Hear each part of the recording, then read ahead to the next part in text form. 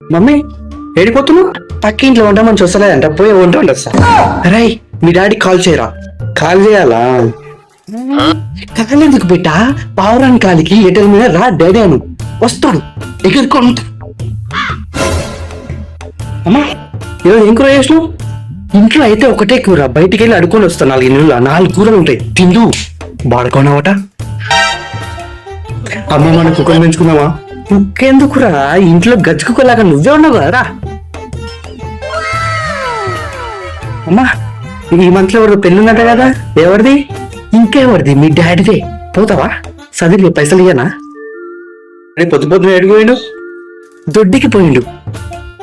దొడ్డికా? అమ్మ నేను నార్మల్గా అడిగాను ఎడిపోయినాని, నువ్వు అంత కలిగి ఎప్పుడు దొడ్డికి పోయినాని. దొడ్డికి వెళ్ళొద్దమ్మా, వాష్రూమ్ అనాలే. ఇప్పుడు ఇంగ్లీష్ లో ఉన్న మమ్మీ వర్డ్ ని తెలుగులో ఏమంటారు? అమ్మ అంటారు. ఇంగ్లీష్ లో వాష్రూమ్ అన్నప్పుడు తెలుగులో దొడ్డికి అంటారు. సో 2 పదం ఒకటే కదా.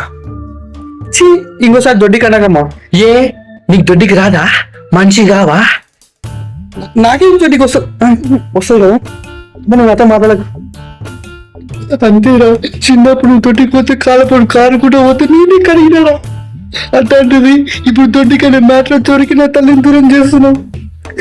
నా పుట్టింటికి వెళ్ళిపోతా నేను. కాలపూట అబ్బా, అట్లా కాదు భూమి. వాళ్ళడు అమ్మనేమన్నా అంటావు? ఏం లేదు మామ, పొద్దున అమ్మ దొడ్డికి అంటే అమ్మ దొడ్డికి కాదమ్మా వాష్రూమ్ అనాలని చెప్పిన, అంతే.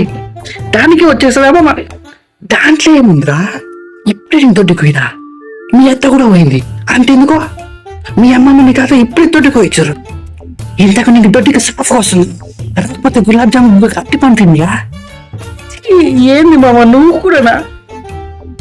నీకు తెలియదురా, ఒకరోజు బస్సులా నువ్వు షెడ్లో ఏరీను, ఇంటికి పోయి చూసి ఒట్లొట్లు. అప్పుడు ఎవరు? ఈ మామయ్యనే బిస్లెట్ వాటర్ బాత్రూమ్ కడిగినా ఒట్లొట్ల. అది బస్సులోనా? ఇదిగో ఒకసారి నీ భర్తతో మాట్లాడు.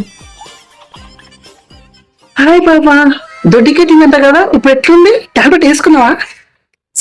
ఇదే కదా దరిద్రమైన దొడ్డికి సార్ మీరా బాబు.